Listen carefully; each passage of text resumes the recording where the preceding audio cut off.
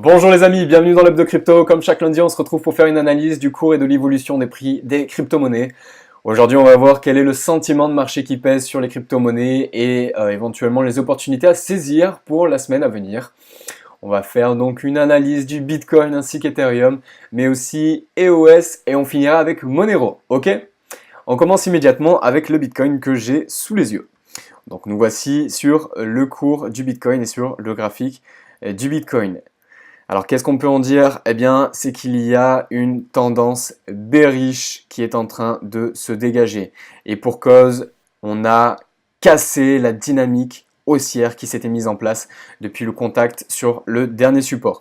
Alors, qu'est-ce que ça veut dire ça? Eh bien, ça veut dire que on a une tendance haussière là, qui était en train de se dégager, donc on a une certaine dynamique qui était en place, et on peut tracer visuellement cela par une ligne continue, par une trendline, qui lorsqu'elle a été franchie a donné de la confiance aux bearish qui sont tout simplement des traders qui prennent des positions à la vente, donc qui ont tout intérêt à ce que le marché descende, surtout que ces personnes-là payent des frais, ce sont des traders qui payent des frais pour avoir le droit de prendre des positions comme ça à découvert, on appelle ça des ventes à découverte. Donc il y a des frais réguliers chaque heure, chaque jour qui sont mis en place. Donc il y a tout intérêt à prendre des positions que lorsque ça descend ou si ça monte, si on est bullish, mais pas si ça stagne, ok?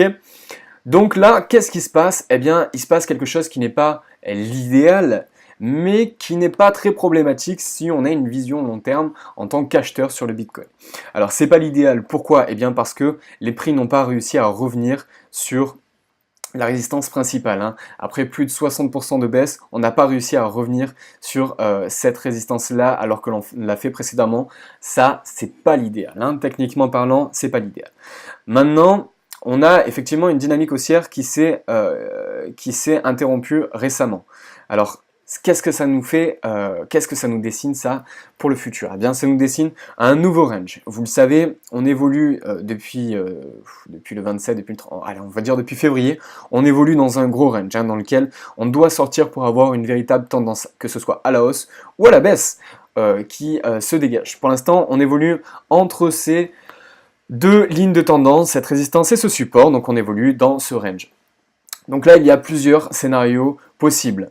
Si on venait à rebondir entre ces deux lignes de tendance, c'est là que c'est pas problématique pour une nouvelle tendance haussière qui se dégage et donc pour des bénéfices pour les acheteurs et sur le long terme. De toute façon, c'est toujours mieux d'avoir une tendance haussière.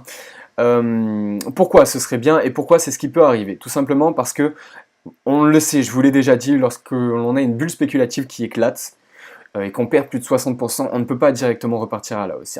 Il faut que le marché et donc les investisseurs reprennent confiance. Et donc souvent, ça se traduit, en tout cas visuellement parlant, par une contraction des prix, par une consolidation des prix. Donc l'idéal, ce serait que l'on arrive à repartir à la hausse, que l'on arrive à transpercer la résistance de ce petit canal, que l'on arrive à le traverser. Dans ce cas-là, on pourrait peut-être redessiner ce scénario idéal, donc une consolidation des prix sur un triangle ascendant. Je pourrais vous le dessiner. Hop, je pourrais vous le dessiner comme ça. On voit ici il est dessiné un triangle, on voit qu'il y a un triangle qui apparaît, donc on appelle ça un triangle ascendant. Donc si on avait les prix qui venaient à se resserrer dans ce triangle ascendant et à franchir cette ligne de résistance, on pourrait éventuellement repartir sur une nouvelle tendance haussière. En tout cas, c'est ce qu'on va chercher à attendre. On va attendre qu'il se passe un scénario tel pour pouvoir prendre des positions, en tout cas accroître le montant investi, parce qu'il n'y a qu'à ce moment-là que l'on va pouvoir tirer vraiment et toucher sa cible par un point d'entrée qui soit vraiment intéressant. Alors, il y a des traders, vous en faites peut-être partie, qui vont s'amuser à faire de l'achat, de la vente, de l'achat, de la vente sur ces deux lignes de tendance. Et c'est pour ça que le marché pourrait bien rebondir. Donc le premier scénario, c'est qu'on rebondisse là-dedans ou que l'on traverse directement à la hausse. Le deuxième scénario possible, c'est que l'on traverse ou que l'on rebondisse pour finalement traverser à la baisse. Là, qu'est-ce que ça indiquerait? Eh bien, ça indiquerait tout simplement que les bearish reprennent de la confiance, donc ils vont investir de plus en plus. Les traders qui vont être vendeurs vont prendre de plus en plus de positions, et là, on va venir taper le support précédemment touché. tant que l'on ne le traverse pas, on agrandit ce support. Hein. Ça devient un support de plus en plus solide qui va être compliqué à traverser.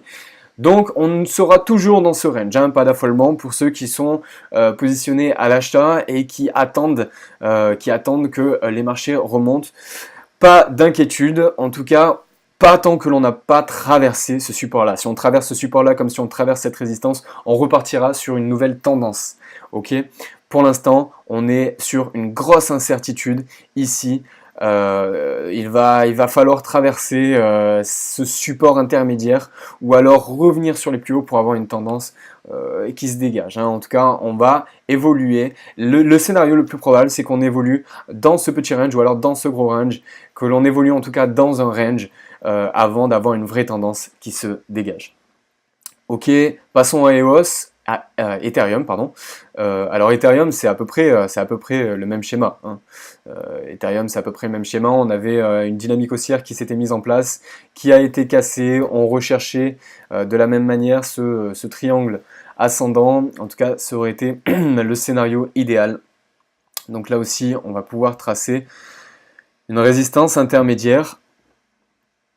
Hein, qui se trouve comme notre support intermédiaire à des niveaux sur lesquels les prix risquent de taper et de rebondir avant de tout simplement, hop, je vais supprimer celle-là aussi, avant de tout simplement avoir une tendance qui se dégage. Hein. Donc là, on a quelque chose qui s'est... on a eu un petit rebond là, hein, dans le trading, on appelle ça un marteau, hein, donc ça c'est un indicateur d'un rebond, d'un potentiel retournement. Hein, donc ça c'était ce week-end. Bon, voilà, il y a certains traders ou ordinateurs qui ont calculé que là on se plaçait sur un support intermédiaire, bam, on va repasser à l'achat. Bon, ça c'est du vent, hein, c'est pas sur ça qu'on va porter notre intérêt. Nous on va chercher à se positionner vraiment là où il va y avoir des gros mouvements. Donc là on a un nouveau range qui est en train de se dessiner. Alors si on repart comme le Bitcoin, hein, si on retraverse ce support intermédiaire, on va revenir sur le support le plus bas. Et là, pas de nouvelles choses à dire.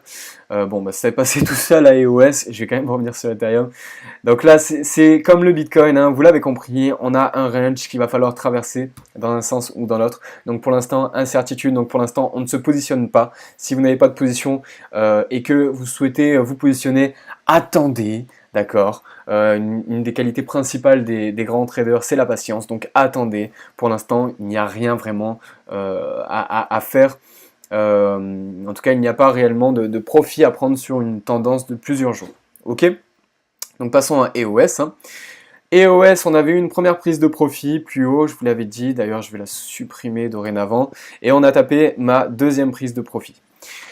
Donc moi, il ne me reste que 35% d'EOS, il me semble, j'ai vendu 75% de mes EOS. Je revendrai si on revient un peu plus bas. Pour l'instant, je suis plus qu'un trade gratuit, hein, je suis gagnant. Donc je ne sors pas totalement d'EOS, pourquoi ? Parce que ici, on a une résistance, et il est possible qu'un des scénarios sur cette crypto-monnaie qui n'a pas autant de volume que Bitcoin et Ethereum, mais qui en a quand même, on peut avoir des schémas, des scénarios de trading identiques aux actifs qui ont des gros volumes. Donc voilà, on peut avoir un scénario comme ça qui serait l'idéal, qui se dessine, donc avec des plus bas toujours plus haut et finalement un franchissement de la résistance. Si ça venait à arriver, moi je me repositionnerai à l'achat, je reprendrai des positions. Alors une fois que j'aurai eu confirmation, toutefois, une fois que j'aurai eu confirmation qu'on a vraiment un breakout, pardon. Lorsque l'on aura un breakout, donc lorsque j'aurai vraiment une confirmation qu'on sort de ce range là, hein, parce que là on va évoluer dans un nouveau range, là je prendrai position. Ou peut-être si on vient taper sur ce support là, je reprendrai éventuellement position, ça dépend de tout un tas de variables, mais on aura le temps d'en reparler, ça dépendra de l'évolution du cours, ça dépendra des volumes qui sont en place, ça dépendra d'autres indicateurs, on aura le temps d'en parler. Ok, on va finir avec le Monero. Donc Monero, on a toujours ce triangle descendant qui est en place. La semaine dernière, je vous avais dit de faire attention, si vous étiez bullish, si vous étiez acheteur, de faire attention à surveiller ce support intermédiaire qui, s'il était transpercé, donnerait de la confiance au bearish et donc indiquerait un scénario baissier. Ok, on l'a traversé, le scénario baissier est en place. Alors, hein, généralement sur les crypto-monnaies, lorsque le Bitcoin réagit d'une certaine manière, les autres cryptos réagissent de la même manière. Ok, donc là, on a eu un rebond, mais c'est identique au Bitcoin. Hein. Je pourrais presque faire le pari gagnant de vous dire que ça va venir redescendre et que ça va pas revenir sur le support dans les jours à venir. Ok, bon, quoi qu'il en soit, c'est pas ça qu'on va chercher à voir.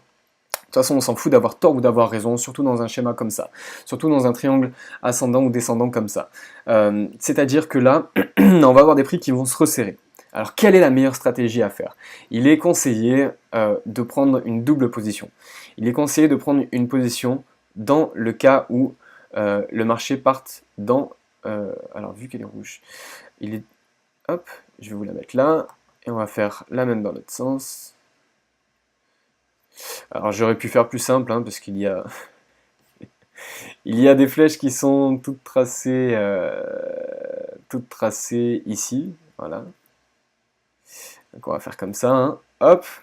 Donc on ne sait pas dans quel sens ça va partir. Hein. Quand on est sur un triangle comme ça, au plus on s'en rapproche, au plus il y a une potentielle tendance, forte tendance qui va se dégager. On ne sait pas si c'est à la hausse ou à la baisse. Donc l'idée c'est de prendre deux positions à l'achat et à la vente, de laisser le marché faire ce qu'il a à faire et d'avoir des stops à l'intérieur du triangle. Donc on va pouvoir les décaler. Imaginons qu'à ces niveaux-là, on se positionne à l'achat ici avec un stop ici, à la vente ici avec un stop ici. Comme ça, si ça part vers le haut, on est bon. Si ça part vers le bas, on est bon. Si ça revient, notre stop sera touché. On perdra un peu, mais au moins on sera placé pour la tendance long terme. Ok? En attendant, on évolue dans ces deux lignes de tendance.